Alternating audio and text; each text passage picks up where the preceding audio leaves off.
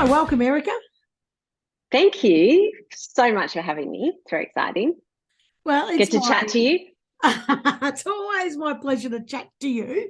And yeah, I have been meaning to do this for ages, and I'm a slacky sometimes, but I just love your work. We've done a lot of work together, and yeah, I think it's about time you got on here and started. Well, you didn't want to talk about you when I said, "Do you want to come on?" And you're like, "I don't want to talk about me. I don't want to promote my own stuff," you know. But we have to, in a way, because I want to your stuff really helps people, you know, and social media is a bloody minefield for a lot of people. So of course you got to toot your own horns a little bit in here, but Yeah. I think the stuff you do is really valuable, and I don't know, I just want to share it, and I want to share how bloody good a human being you are. So yeah, Thank and, you. you know. All right. Well, let's go then. Let's do it. See, I don't have any pride. I love saying, I love your guts, you know, I'm in love with you. I love saying all that stuff. So I don't have any shame whatsoever. Love you heaps. But anyway, let's get into it. So, you know, like you've got an award winning, because I am going to say that because we are going to get into your awards. Yeah. It's fantastic. An award winning social media, let me get it right, social media and digital marketing business.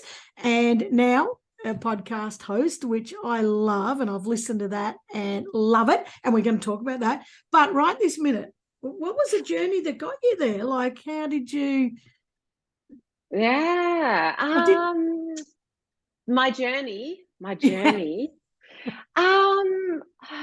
I mean, look, honestly, sometimes I go and I listen to people talk about all of the twists and turns they've taken in their career and how this led to this and this led to that. But I've actually had like a really linear kind of career. Like I went to uni, did an arts degree in media and comms, started working in an ad agency in my final year.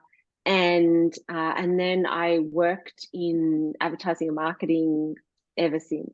So I've been doing this for 25 years, Wow. and I love it. I kind of wanted to be when I was younger, I wanted to be a journalist. I wanted to write. I wanted to tell stories, and then I sort of found myself in that advertising and marketing space. And like I always tell myself, I still tell stories, but they just have a purpose or they have a goal, and that goal might be financial, or it might it might just be a little different to journalism. I love that. I yeah, I I worked in Melbourne. I did my obligatory stint in London, and then I came back and met my husband, and we decided that around about the time I had my first child, we decided that we kind of didn't want to do that crazy lifestyle anymore. Like I was just working. I loved it. And I would work long hours. I had to commute to get to work, and it was pretty stressful and pretty hardcore. And so we started to sort of think, well, what does life look like if I'm not doing that? Mm, And so we started to look at moving regionally, and I grew up in Gippsland, yeah. and so I convinced, kind of dragged Dom down to Warragul. That was about as far as he would go into Gippsland, and yeah, in 2011, and yeah, we haven't looked back since. Got here, immersed myself in the community. I'm sure I've said this before, but I decided that I was going to be one of those like country stay-at-home mums, and I was going to grow food, and I was going to make jam, and I was going to bottle the harvest, and I was going to do all of this stuff. But when I moved, actually, I was pregnant with my second child, and so I was sort of in that nurturing headspace. But then as soon as Joe was born, I was like, pretty bored. Got to do something. This isn't going to work. And yeah, so started a farmer's market, started to get really into Facebook, started to get really into Instagram and using social media to promote not only that farmer's market, but all of the stall holders. And yeah, that really just got me sucked into this space and dealing with small businesses. And I started to realize that they were really lacking education. They were really lacking help. They were really lacking guidance that was relevant and local and qualified. And so early 2016, I started McInerney. And yeah, full-time business since. Haven't stopped. How many bottles of jam have you jarred in all that time? I did make jam. I did. Yeah, I make jam. I had this beautiful plum tree, and I had one season of making amazing jam, and then the tree died. But yeah, no, from time to time I make jam. Sometimes I make it in my Thermomix, which is kind of cheating. But yeah, I don't know. I mean, like, I'm still into food and I still like to do all of that stuff, but it certainly has taken a backseat to all of the other stuff that I'm doing. Yeah. Yeah. I don't know. Does that make sense? I love that story. I love that you dragged Dom at least to Warragul. So that's a good thing. But when you talked about then, you talked about small businesses and they didn't have the skills or they didn't have the knowledge, and it's not anything to do with regional people not being intelligent enough. It's just that there's not access, it's not a priority out here or hasn't been, that sort of stuff. So what were you noticing that made you think, God, I just need to help these people? Like, and I know that you're so invested in small towns and you're so invested in community growth. And so there must have been something tugging at your heart, feeling like, God, I just want to help so much. Yeah. Do you know what it is? It's the stress. It's the feeling that they're not good enough because they're like really good at their business. So they're really good at making whatever they make or doing whatever they do. But advertising and marketing and all of that stuff, there's a reason why people study it. It's a science. It's like it's really getting into the heart of what people want and what you need to say and how you say it and how often and there's a whole lot of like little tricks and things that you kind of need to know to do this well. And what I found was that people, the catalyst to starting McInerney was really that people just kept asking me, can you help me? Can you get me set up? Can you show me how to do it? Can you, can you help me with content? And after a while of doing that and doing that for free or for a coffee or, just to be nice, I sort of thought, well, actually, maybe there's a business in here somewhere, and maybe I can better serve people by doing this as a job.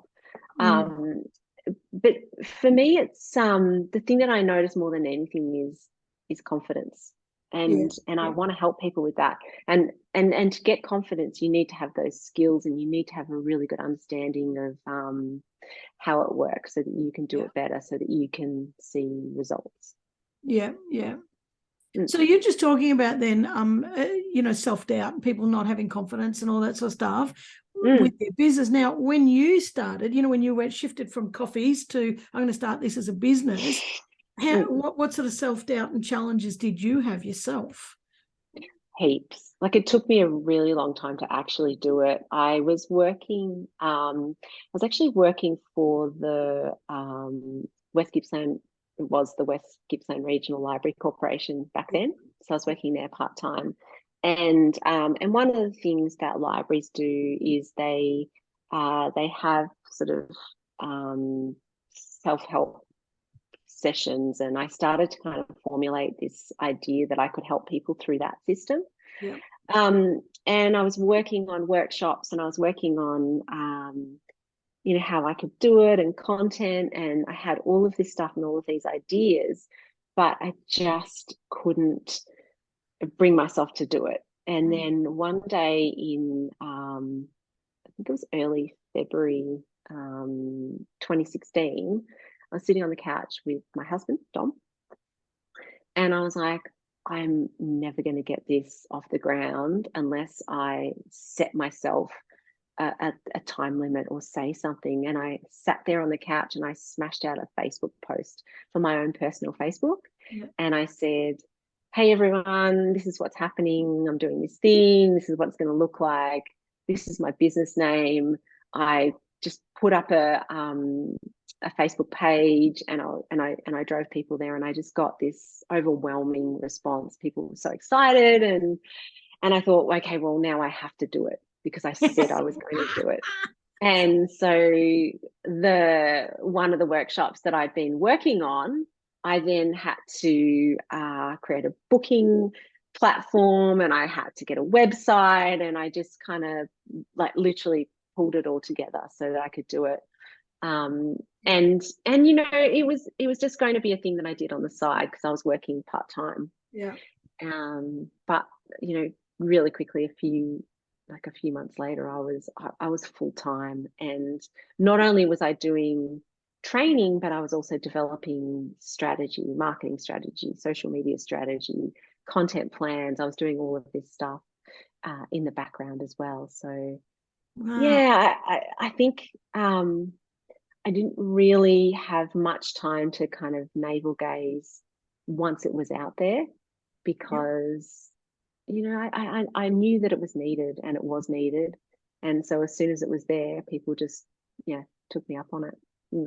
So that's a good thing that you knew that it was needed, and you had the skills, but it was also something, because you know, when you say there's a gap in the market, I could fill that, but then people try to fill it and they're not passionate about it, you know, and it makes kind of just doesn't have the energy there. You know, it's kind of like, I'm just filling this gap simply because, and it's not authentic. But when you love what you're doing, you know, and you're slotting into that space, and I love that you're saying all these people just came to you, because the next question I was going to ask you, and I don't have a list, I was just in my head, because so many people face this. They start a business and then they think, they imagine that there's all these people out there that want that service, and then it's very slow, you know, just the trickle, and then they start telling themselves, and most people listening to this are going to go, oh shit, yeah, I know what you mean, you know, the trickle of customers, and they start saying, oh, you know, I shouldn't have done this. Why did I do this? Nobody values what I've got. You know, we start telling ourselves this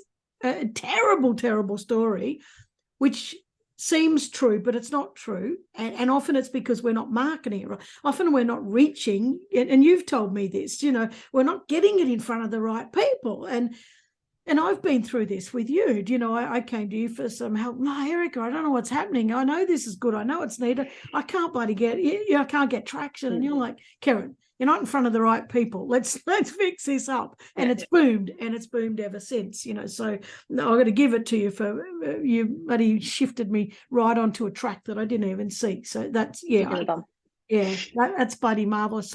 So there are people who are, you know, I guess, actually, let's talk about that. I just want to, your target market, like I don't know, people call them avatars, people call them the perfect customer, whatever you want to bloody call them. But obviously, we've got a product or a service, and we've got to sell it to someone. We don't have to. We could go broke. But the truth is, there are people out there who need it. So how do we find that? How important is it to find that exact customer, and how do we find them? Longest question in the world. I know. But I will try to find. I'll just backtrack. Do you know, I think that one of the greatest hurdles to finding your ideal customer is being too deep in your own business, or too deep in the having this idea of this thing that you want to do. And sometimes it's not right. Sometimes it needs an external person to look at it and say, okay, well, that's great, but what if you did this? And have you thought about these people and what they need? And are you using the right language? So targeting people, I don't really buy in too much to that whole idea of creating avatars and spending too much detail, really focusing in hard on this idea of the ideal person. that you're selling to. Because the truth is, if you've got a business, or if you've got products, or you've got services, normally they're not just for one person. So I think it's really important to be flexible. I think it's really important to move with your audience and to watch what does work. And then to sort of refocus in on that. I think people will have this idea of what they want to sell. Like, I wanted to, when I started my business, I wanted to do one-to-many. I wanted to do workshops because it's far less effort. It's a way better return on your time if you're telling the same information to a group of people. But what I found really quickly was that people didn't necessarily want to do workshops at that point because they were embarrassed. They thought they had stupid questions. They felt like they didn't want other people to know what their problems were or what their solutions were. They didn't want to give that information away. And so I quickly found myself in needing to kind of pivot straight away into one-on-one sessions. And so then I then had a different audience. I then had different marketing messages. I had a different way that I had to kind of find individuals rather than, sell a workshop. So I think, sorry, I'm just trying to think what that question was. That long question, longest question in the world. Yeah.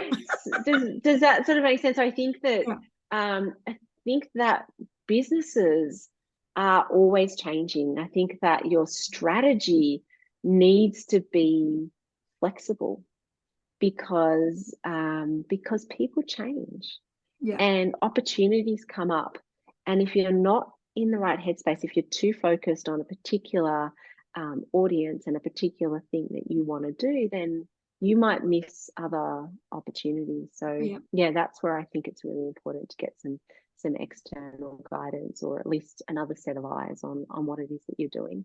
Yeah, I love that. And when I asked you that question, because it just led beautifully into it, I wasn't even thinking about my ideal customer. That's completely off my. As you were talking, I thought, oh, wait a minute, and I remember going through a whole, that sheet, and you what's their problem, what's their pain point, what are they looking for, what are their emotions. And I remember sitting there trying to do that one day and cracking the shits with it, thinking, oh, this is, and I'm not saying it's mental, because it works for some people. It wasn't working for me, and it was doing my head in. I couldn't stand it.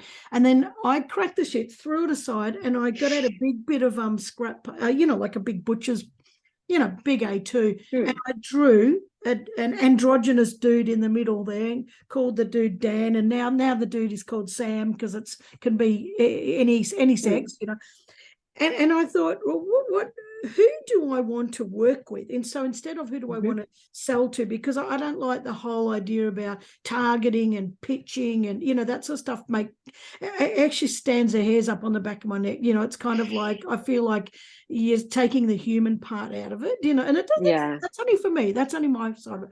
And I thought, well, who do I want to work with? So rather than who do I want to sell to, who do I want to work with and create results with? And then I started writing things like cares about the planet, cares about, the humans evolving, cares about emotional intelligence, cares about, really cares about investing in others, cares about community, and I wrote all of these things that, in actual fact, I probably just wrote me, all that kind of stuff. I want to work with myself. But that's actually what it is. And then, and I kind of hang it up on my cupboard over there and left it aside and didn't think about it. And then about maybe 8 months later, I stood there and looked at it, hadn't looked at it since, and I went through everyone that I'm working with and went, oh my God, every single person I'm working with, every person who books me is that person. And it was male or female, is that person. And I was like, wow. Well, so that was really setting an intent to work with the right person, So, anyways, not everyone's going to have my story, but I just thought no, but it is important, and one of the things that I do when I'm doing like coaching or mentoring sessions is I get people to talk about their business and what they want to achieve, and Yeah. and what makes them special. And they go through this process where they'll be talking, and then all of a sudden, like you just did, they just light up and they just start getting really excited and they talk really quickly. And I said, that's the thing. And then at the end of it, I let them go all the way through. And then at the end of it, I go, that is what you need to be doing. Those are the people that you should work with. Like if I ask them who they've worked with, or who the kind of person they want to use their products is, they light up. And the thing that makes marketing easy is if you enjoy it and if you're connected to the result. If you're connected to the result, then it's so much easier, and you can use some of that passion to create the confidence. You use that passion to go out and seek the skills, and people see it. People see it in you, and they hear it in your voice, and so then you just start to, without getting too woo, you start to draw to you those people, and even better, you start to realize who you don't want to work with. And we've all had those people, those clients, those situations where we've just gone, that did not align with my values. I felt really icky. I didn't, I wanted to finish halfway through that project, or whatever it was. And you start to recognize that in yourself. So writing it down for some people is a really, really worthwhile activity. For other people, they don't need to. They just use their gut. But yeah, well, for me, I drew it because I think drawing is incredibly powerful. It opens your brain up, and you stop telling yourself bullshit. You just tell the truth and dump it onto paper. But I cut you off. I actually did. Yeah. Well, it's so exciting, but so I just love all that stuff, and I think that I love that you're saying about being lit up, because then I think that you're not selling, you're actually just talking about what you loved, and the people who are attracted to it. And by the way, you can get as woo as you like on this podcast, because I love woo, and I 100% agree that we attract what we're focused on. Like you do. If you're gonna look for shit storms, you're going to attract shit storms, and that's all there is to it. You're going to look for rainbows, you're going to attract rainbows. So anyway, let's keep going. Well, social media, pros and cons, because I don't know about you, but no, well, of course you try to be nice, but lately I've been saying I freaking hate Facebook. I am fucking done with it. I'm done with this crap, and I'm so annoyed with it. So goods and bads, what do you think? Do you know Facebook? Funny one. Like I get it, and I know why people are frustrated with Facebook. But time and time again, when I look at people's analytics, I see Facebook.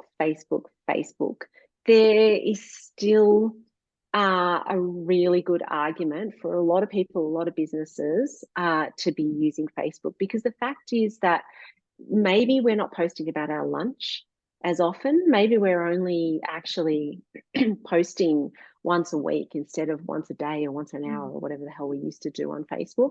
But people are still there. They're still using it to search. It's still the third most used search engine in the world. We're using Messenger. We are connecting in groups. We are looking at events. Like we're still using, or like a large proportion of our population is still using Facebook. So I say don't necessarily give up on it. Just focus in a little bit. Just structure your time. You don't need to use it personally. But also you get out what you put in. On any of these channels, you really do get out what you put in. So if you, and joining groups, for example, and using groups as a way to market your products and services is a really, really effective tool. Yeah. But join the right groups. Join the groups with the right intention, and connect with people, help people, talk to people.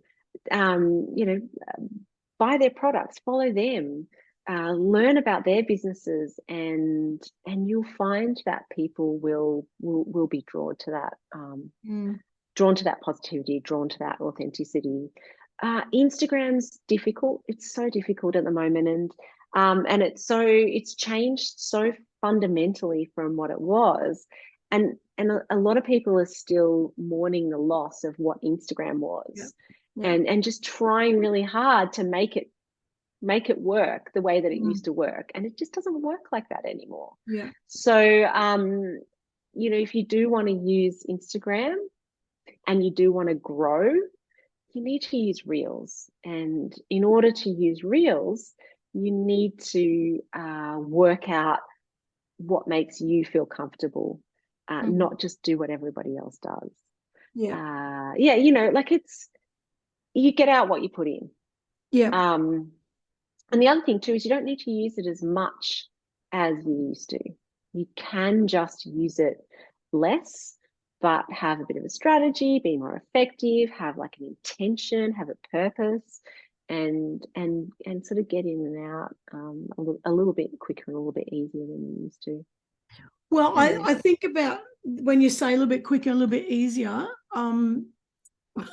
Whenever I try to, I don't know whether it's posted. I know, I honestly, I haven't studied it enough. I think it's when I put a little video on, when I put these videos on, little podcast snippets, and you get this tiny little strip to write in, and it's like, are you kidding me? This is shitting me to tears. And every time I do it, I swear and carry on. Fuck Instagram, I'm not doing this anymore. Every single time. But you know what? I'm always back the next week to put it back on again. But yeah. Instagram, you get a lot of characters. You can say a whole bunch of stuff. Oh yeah, I know that, but no, yeah, and trying to type it in that little line, it drives me insane. What about LinkedIn? Yeah, I love LinkedIn. I've been I? using LinkedIn more and more lately. I haven't yet kind of worked out. I've just had such a busy year. I haven't really worked out what the balance of my own marketing channels are going to be next year, but I know that LinkedIn is going to be important. And the thing that I love about LinkedIn is the conversations are intelligent, and it's okay to have an intelligent conversation and without all of that sort of fluff that I don't know. I feel like Instagram's kind of pushing us to be a little bit more fluffy, and I don't want to be fluffy. I want to write long captions, damn it, and I want to give people advice. But when I do, not as many people see it anymore. So I think that again, LinkedIn is one of those places where if you show up with authenticity, if you show up with the intention of starting conversations, contributing to conversations, having conversations, sharing knowledge, participating in a real way, it's great. It's great, and it rewards you. There's some dickish behavior in there, of course, but on the whole, I think it's not for everyone. It's not somewhere necessarily where a product-based business would go. Yeah. But it's definitely a place to go to connect with people who can work with you, collaborate with you, help you, that you can learn from, that they could learn from you. It's a great space, and getting better. Yeah, I love it. And it's occasionally I see some dickheadery, but like people arguing on there occasionally, and I just think just block them, for God's sake, just block them. Just it can't be fucked with some people. But I love LinkedIn, absolutely love it. And it's I swear most of my work comes from and I love it. And we're not even going to go to Twitter now. How can don't go to Twitter? I don't know what's happening with Twitter. That's a bloody bitch storm. I can't be bothered with all that nastiness. But what about so if you, and I think we've covered this. I was just going to say, how do you use social media to promote your business? But I think you really snagged it in that last slot. You're pretty, unless you got something else to add. Well, I thought you'd frozen. Then you were really like intently listening. I think everybody's different, and this is the thing. This is the really tough thing, is that you can go and buy a package or how I got 250,000 followers in 7 minutes kind of thing. And it won't work for you because every single person has a unique business and a unique set of a unique network and a unique personality and way of doing things. And I think that is really important to consider your own resources, your own skills, your own time, and your own the messaging and what you want out of it. You know, what sort of business do you want? How much of yourself are you willing to put in there? Is it relevant? Sometimes I see people like, God, the amount of times I dip into stories and people are standing there going, first coffee of the day, going to check my emails, and then I'm going to do this, and then I'm going to do that, and that, and that. And I just think, come on, that's bullshit. You're actually just, like everyone else, you're just hustling. You're trying to get work.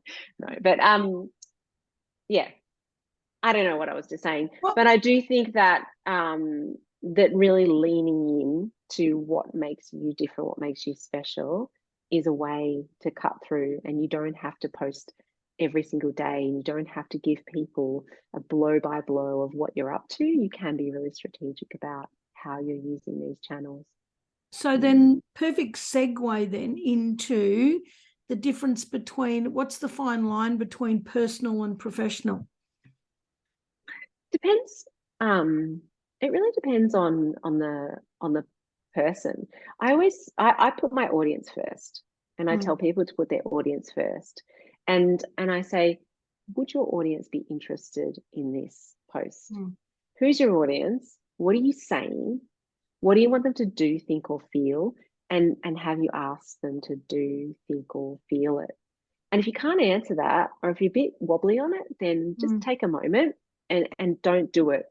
The trouble is that there's a lot of people out there who are social media great at marketing, great at social media, great at teaching people how to do stuff, but they've got really big followings, and so they have this kind of I guess like a technique, and they say to people, show your audience what you're up to all the time.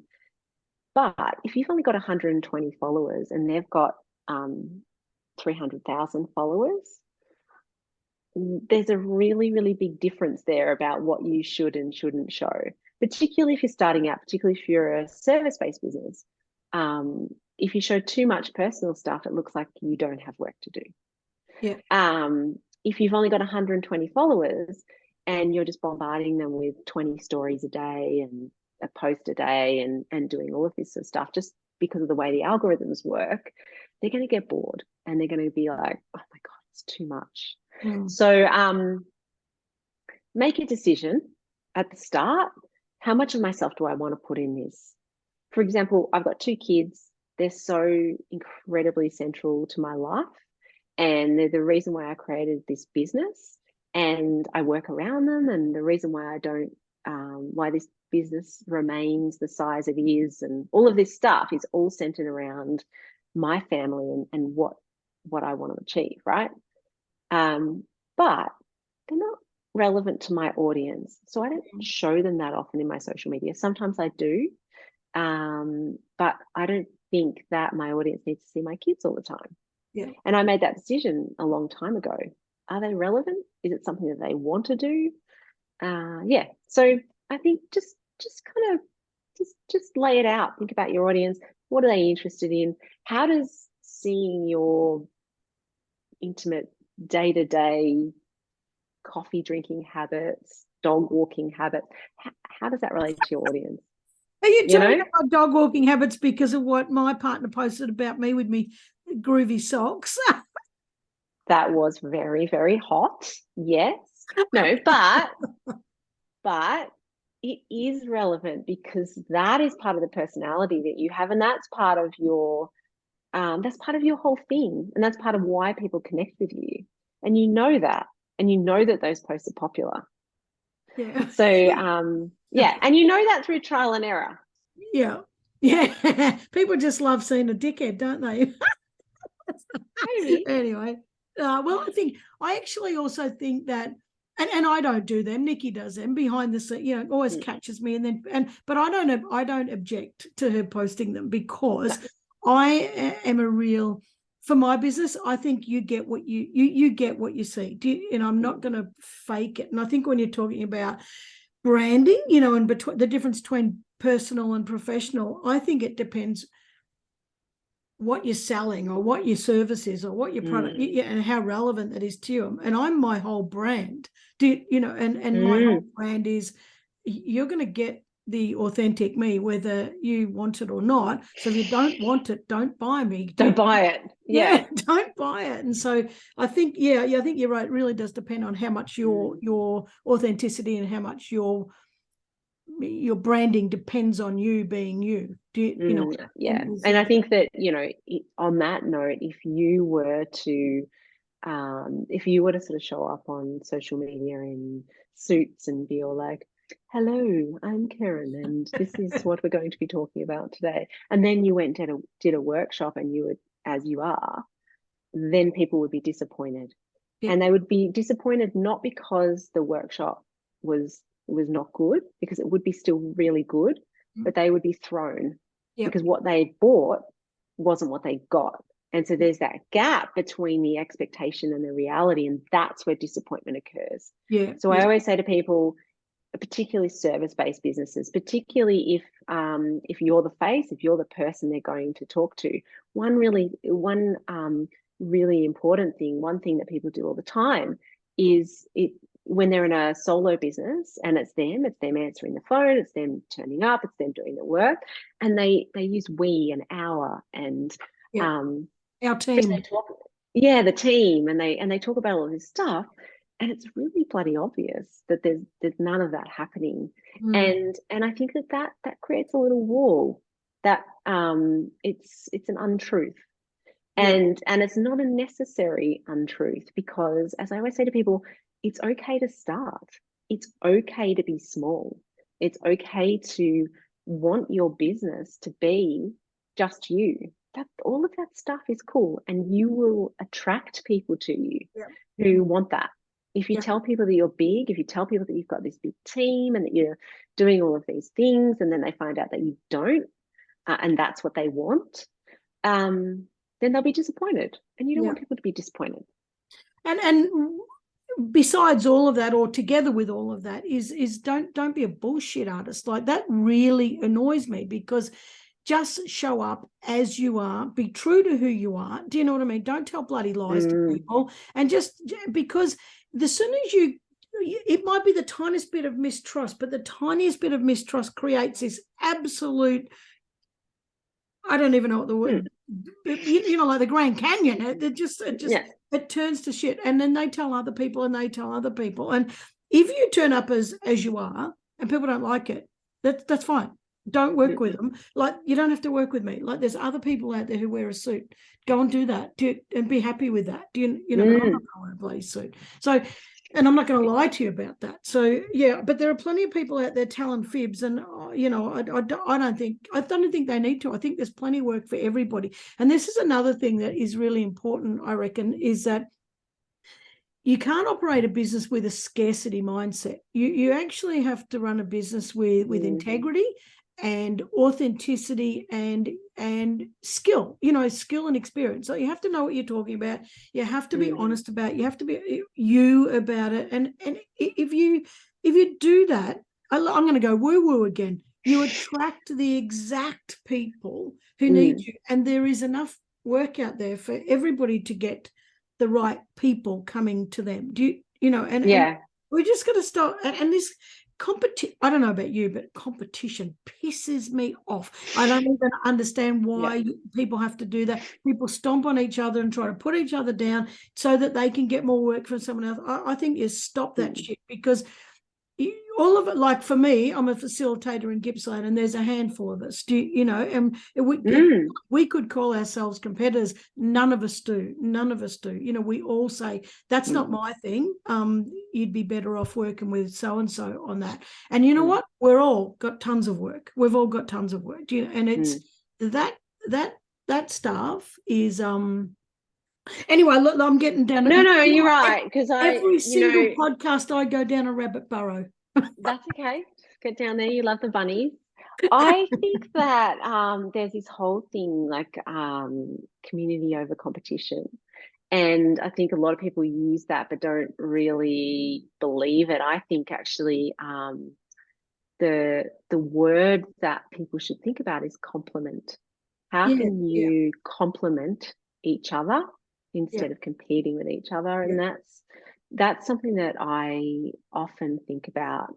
And you're right, you've got competitors. And there are situations where you might all be pitching for the same piece of work, or you might not know it, but you're on a boardroom table and people are like, oh, what do we want? Who do we want to out of this lot? And you're going to get picked sometimes, and sometimes you're not going to get picked, and that's cool. But I think that one thing people need to do is they need to prepare to succeed. They need to prepare to be to get those phone calls that say, yep, we want you. And if you're not prepared, then that's when you start to do things like lie or copy or try to be something that you're not because you think that that's what people want. So I don't know. I guess that's where people can come into trouble. And I think that when you do things like that, I just talked about this on a podcast episode that I did just this week. I was talking about confidence and how nothing erodes away your confidence more than lying or making something up, because the minute that you overpromise and underdeliver, you know it, they know it, and then you just get this awful kind of icky chasm between you and the client. And that goes for services, that goes for products as well. If you're saying this is the best product and it delivers this thing or it does this thing for you and it doesn't, you know it. When you try to promote it, when you're talking about it, you're always going to have this kind of like feeling, I did a visual gag on a podcast then, but you're going to have that sort of that kind of awkward ick feeling. And I like people to avoid that. I like people to really understand where their strengths are, where their opportunities are. Don't focus on your competitors. Don't focus on the, like all of that stuff, and just really just nut out what's your niche, what's your part of the pie, how can you complement what's already there, and what are your strengths? Do that. Do more of that. Bring that into your store. Bring that into your business. 100%.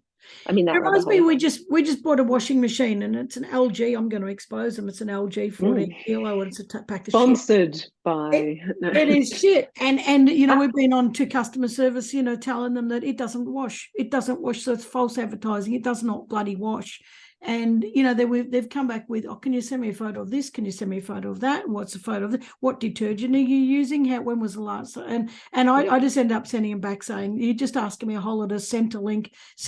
We're going to piss you off until you leave us questions. Now stop asking ridiculous questions and let's resolve this. So I don't know whether it's going to be resolved. I've probably got an email sitting there waiting for me, but it just shits you when there's, when people false promises. Anyway, I love, speaking about shiny rabbits and me chasing them and going down rabbit burrows, guess what I'm getting for Christmas from the kids? A rabbit? A little bunnykins cup. When I was a kid, I used to have the bunny. Can I have the bunny? Me too. I've still got my bunnykins set from when I was a kid. Well, I haven't. So I'm getting a new one for Christmas. Yeah, never gets used. Sitting in the cupboard. I should pull it out and use it. Oh, they're so bloody nice. Now, I'm going to ask you about your awards, because at the very start, I said you're an award-winning business, which is so good. And there's a couple of, you're finalist in the Gippsland Business Awards, a finalist in the Australian Small Business Champion Awards, which you went to Sydney for, which is great. Yeah. You also won the Raw Success Awards, and that was you won the gold for the best regional and rural business. And Yeah. Very deserving as far as I'm. Imagine I'm holding the trophy. Ah, didn't you bring Because it? Didn't you bring it to hold up on the video? No, because I didn't get to go. I couldn't get to Brisbane for the awards because I had a good friend's 50th that night. So I'm waiting for it to arrive. So I everybody at saw home, it. just imagine I'm holding my award. No. How much does that mean to you? Like, what does that do to change your business? Do you know, I don't usually go, I don't usually kind of put in for awards. And I tell myself it's because I'm too busy. Like I get nominated all the time, which is really, really nice. And I feel like those nominations are like a really nice validation. But there's a step between getting nominated and obviously getting an award. Obviously, there's the judging as well. But that is that you have to usually spend time filling out an application and telling them all about your business and all of that stuff. And it's quite time consuming. And also probably the reason why I haven't before is, you know, imposter syndrome, but that's a story for another day. So this year, because I've had such a 2020, 2021, and this year as well, I have done a lot of stuff, and I'm not very good at tooting my own horn, but I've done a lot of stuff in the community. I've done a lot of stuff sort of in that mentoring space and a lot of free stuff. Obviously, there's been a lot happening in the world. And I thought maybe I could put that into an awards application because it's private and, you know, all the rest. So I actually worked with a copywriter to help me because I'm terrible at writing nice things about myself. So I dumped it all in and I sent it over to her, and she turned it into an application. She was just like amazing, beautiful cheerleader.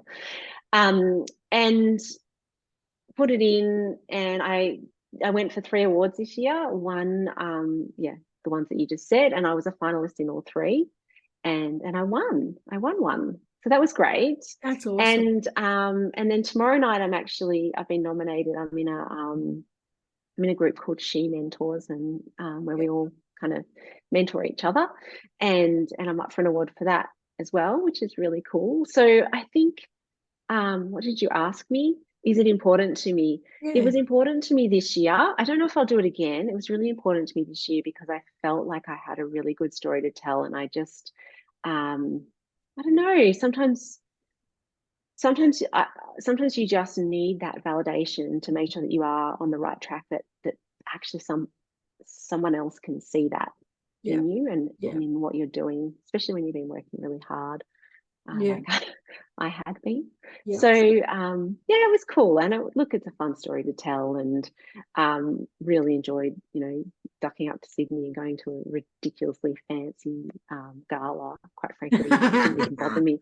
Didn't bother me that I didn't win. It was just it's just been it's been really fun.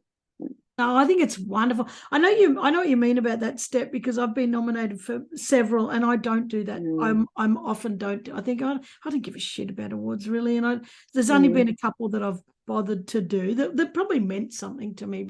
And now we've just got another one sitting there for Girls with Hammers, and I'm like, oh, really? Do I? You know, like it is very time consuming, but I think it is a nice thing. I mean, the Fred Hollows Award for me, you know that. To me, that meant something, which I didn't win it. I was a finalist, but I didn't win it. But it just, I don't know, the community. Anyway, it doesn't matter. Now, you listen, but I think it's wonderful that you won. Now, you went to Perth also to present I did. State of Social Digital Marketing Conference, and so that's a validation as well. Like I think these awards and presenting conferences, being asked to do that sort of stuff, I think that's a validation outside of your normal role. It's kind of like an outsider or outsiders really recognizing you for your knowledge and expertise, and the great work that you're doing, and saying, hey, can we borrow you for a bit to share that expertise with someone else, to show you off, to showcase you, and can you share that information? And when you get asked to do that, I reckon that's a really important thing. I think that it's it just should. And you may not need the validation, but it just shows that other people are valuing the work. It was hard. Yeah, that was funny because I got there and I hadn't actually been to that conference, and had wanted to, but the two previous years had been COVID. And so they were just online. And so I didn't really have a sense of what I was walking into. And it was actually really outside my comfort zone. I'm happy to get in a room and talk to people. It's, I'm fine. But there was something about particularly the first day was all kind of these amazing keynote speakers, people that I really, really love, the people that I really think are amazing. And as it started to get towards the end of that day, I started to think, oh my God, how am I even here? And so I had talked myself into, so I was the next day, at conferences, they'll have workshops. I was presenting an hour workshop, and they have streams, so people can choose to go where they want to go. Yeah. And I talked myself into having a room with maybe like 3 or 4 people because I didn't know anyone over there. I've got no networks in Perth.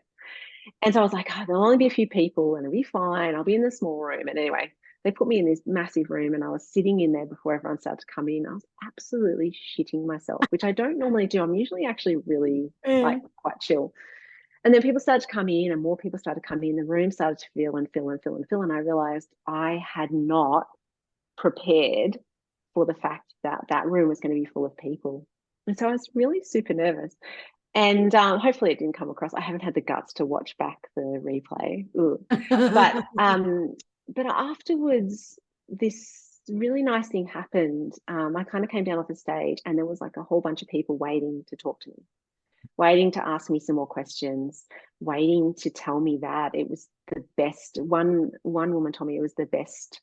Like she would have come to the conference just for that. That was worth the money to her, and that was amazing. And they ended up booking me to do some work for them. So I ended up, now I've got like a few clients over in Perth because they heard me speak. And so it was good. It was super outside my comfort zone. Actually, there was one person from Gippsland who was there, which was really nice. And we sort of hung out. But yeah, I don't know. I mean, like I always think when somebody offers you an opportunity like that, you should just do it. Yeah. And I knew I knew my material. I was doing this content smash workshop that I've done a million times before. So I was fine. But yeah, I don't know where I was going with that, but no, well, I love cool. it. I think it's been a good year. Yeah. And speaking of good year, now the last thing, you've just done a podcast. So you've just launched a podcast, I should say, Small Town Business Podcast. So, and you've got about, I don't know, what are you up to? About 5 episodes, I think. It's 4 or episodes. 5. Yeah. And there's like a trailer. And it's bloody great. And why did you start it? I mean, of course, you're bloody awesome. But why? What was the catalyst? What? I think it was in 2016. I went to a podcast workshop at it's like the Australian Writers Institute or something in Melbourne. I remember sitting there doing this workshop and just going, I'm going to make a podcast. I love podcasts. This is going to be great. And obviously never got around to it. And I this year I promised myself, was one of my goals for 2022 was to do this podcast. I'd had this idea ticking around in my head for a really long time. And so I was like, yep, I'm going to do it. And the reason that I wanted to do it was just to find another way to tell stories in a long format. Like Instagram, Facebook, like it's short, it's condensed. I wanted to be able to tell these stories of these people that I was working with, these people that I was meeting, amazing people in small towns who have these businesses that are just smashing it in one way or another. And so I kind of did all of the work, or I kind of set it all up and was ready to go in May this year. And then I just kept procrastinating and I got busy and I didn't do it. So I ended up getting someone to help me with putting together the audio. And I said I was going to do an 8-part series. And if it worked, it worked. And if it didn't, it didn't, and it wouldn't matter. But yeah, it's been it's been really, really well received, and I've had like hundreds and hundreds of downloads, and yeah, it's been great. So I'm just mixing interviews. So I'll interview someone, and then in the course of that discussion, obviously they say something that really resonates with me and gets my brain ticking over. And so the next week, so then I get off that call, send it off to the editor, and then I start to think about what they said and what was a really good piece of advice or a learning that they had, and then I turn that into an episode where I make it a little bit more structured around piece of advice. Yeah. Whether it's business or marketing or something like that. So well, I love it. And you said, I'll do 8 weeks and see how it goes, and it's just going really well. But what you didn't tell everyone then, and now I'm going to bugger it up, is that in the first week or two, you hit number 2 or 3 in the charts, and you were sitting between, was it Amy Porterfield and Jenna Kutcher? Is that who? Yeah. And I was actually, so I was number 2 that week. And then that was the week that I launched. And then last week I was, I pushed back up again. And I was number 3. So I was under those 2 again. And I've like dropped down now. I think I'm like 10 or 11 or something, but it was pretty cool. I'm like screenshotting those, sticking them up, just going, not that it, I mean, like, not that that's, why I'm doing it, but it was kind of fun. It was but it's again, it's validation, and I have a folder here for imposter syndrome, and it's kind of like whenever I do anything, that I think, that's good, great job, like I'm doing my yes, Kezzy, that stuff. I put it in my folder, and so whenever I have any imposter syndrome, probably every day, get out the folder and just flick through it and go, you're not an imposter. Just get back to work and get moving. Yeah. I think it's great to screenshot those kind of things, and it's not wanky. It's something that is when you're having those doubtful moments, it's something you can go, hang on a minute, no, I'm doing okay. And if you don't know, if you listen to this and don't know who Amy Porterfield and Jenna Kutcher are, they're pretty bloody hefty on, with the in the social media field and all this content field. For Erika to be sitting up there with them is, I reckon that's a bloody major. What's the word I'm looking? Ching. I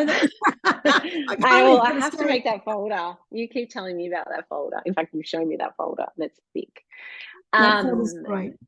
Yeah, I do think that's really important for people, particularly when you're starting something new, is going back and seeing how other people see, because we never see ourselves the way that other people see us, and having the right people around you who aren't just yes people, who say, like I've run each of these episodes past my husband and some friends, and like, is this right? Because I know these people that I'm talking to, because I thought with this first season I would just go for people that I knew had a really good story. And then the ones that I'm recording now for the next season, they're people that some that I know, some that I've just met. And so it changes things a little bit. But I wanted that safety net of my, my community. Yeah. But it's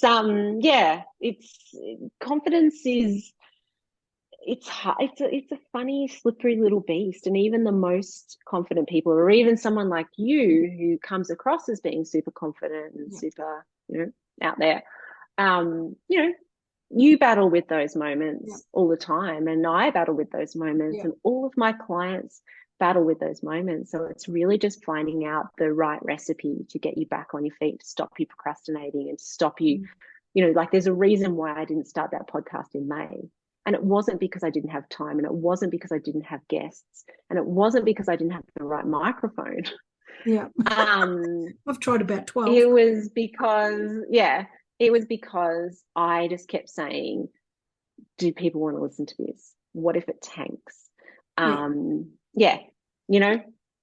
of that just goes around in your head. I think that if you find time. You find time if it's the right thing to do.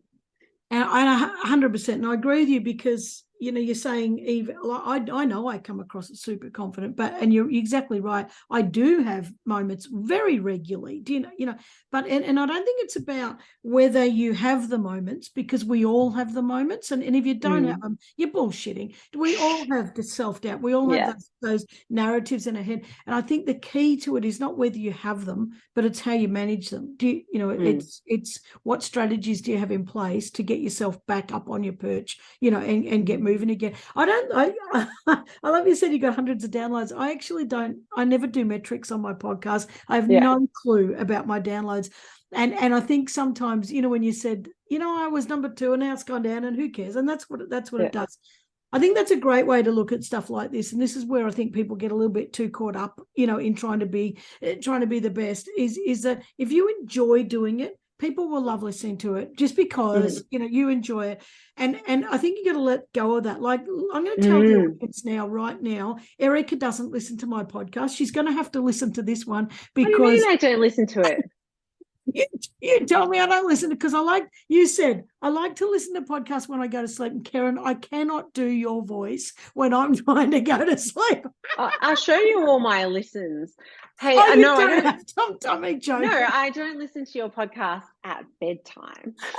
I listen to your podcast in the car or when I'm walking. But I have like a set, like I have all these podcasts that I listen to that I'm not invested in, that I don't care, where someone's not going really loudly, because I do have to switch my brain off at night, because the minute I stop, I start thinking about just random things. So no, I do listen.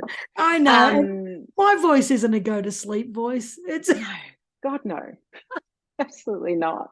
But it is. You're right. I think that the reason why I knew that that positioning, that I think I posted it on LinkedIn, was because Chris from Jetstreamer, who's producing the podcast for me so that I will actually get it done, he sent it to me and he was like, oh, I don't know if you're interested, but have a look at this.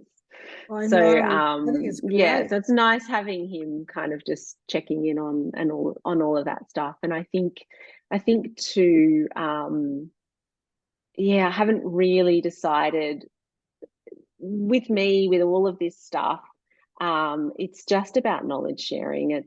There's no sales in that podcast. Like, there's no intention. It's not feeding a product or a service. It's just it's just I just want to tell some stories and just try something new. I think that if you get stale, I feel like a little bit stale, and I think that I really enjoy chatting on podcasts. So do I. Why not have my own? And you're like, do you want to come and chat on my podcast? I'm like, yeah. Why not? I know, and I just did that to her only a couple of hours ago. Why not? You got an hour today, and she's like, "Yeah, all right, come on the podcast." Yeah, I'll have a chat, because I've been meaning to do it for that bloody long. I thought, okay, just bloody do it, for God's sake. But I've loved this chat, absolutely loved it. I love chatting on podcasts too, and you meet so many.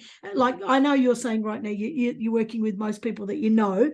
But you will branch. You may be Jenna Kutcher, maybe Amy Porterfield, but it's so nice to meet different people and have a conversation. I'm like you, I don't want to promote. People keep saying to me, Karen, why aren't you promoting your products? And I'm like, your services? And I'm like, and every now and then I'll put something in. But I reckon I've done 40 plus episodes, and I reckon I've mentioned my services maybe twice. I would much rather share stories and inspire people to actually go and take action. But I think I kind of feel like I feel a bit like that with my work as well. Like I don't know, I just want people to do better. I want people to feel better about this stuff. I don't want them to feel like I don't want them to compare themselves. I don't want them to think that the success of their business rests on whether or not they can do a trending reel.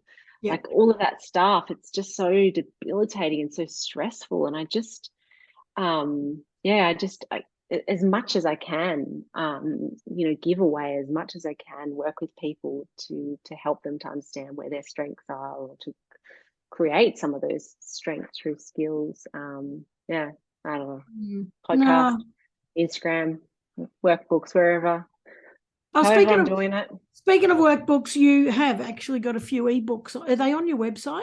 Yeah, I've got a few little they're all like $10 at the moment till the end of the year. They're just ways for people to kind of get a little bit of my brain or a little bit of that process so that they can work through some stuff themselves, because not everyone can afford to book my services, or I don't have any, I'm taking a break now, so I don't have any workshops coming up. So yeah, they're up there as a way to sort of fill that gap for people, and obviously I give away a lot of free advice on social media and stuff like that. So Yeah.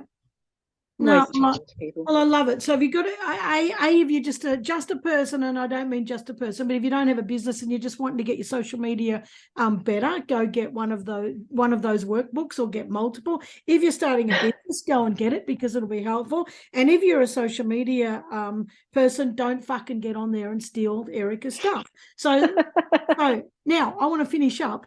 I have loved this. Absolutely love chatting with you. Yeah, buddy. Like, yeah, no, I'm a dickhead. I know, but I love this stuff. I love chatting with you. I love chatting with good people. And Eric, I reckon there's been so much good stuff in there that you've shared. And I'm bloody I'm wrapped that you were available today. So thank you. That's okay. Catch me on my holidays. Oh, sorry. I put pants on. I'm still wearing my Uggs though. Oh, that's a good thing. You can still have jammy pants on a Zoom call. It doesn't matter. But thank you so much. Thanks for having me. Oh, it's my one of us has to. But you go first.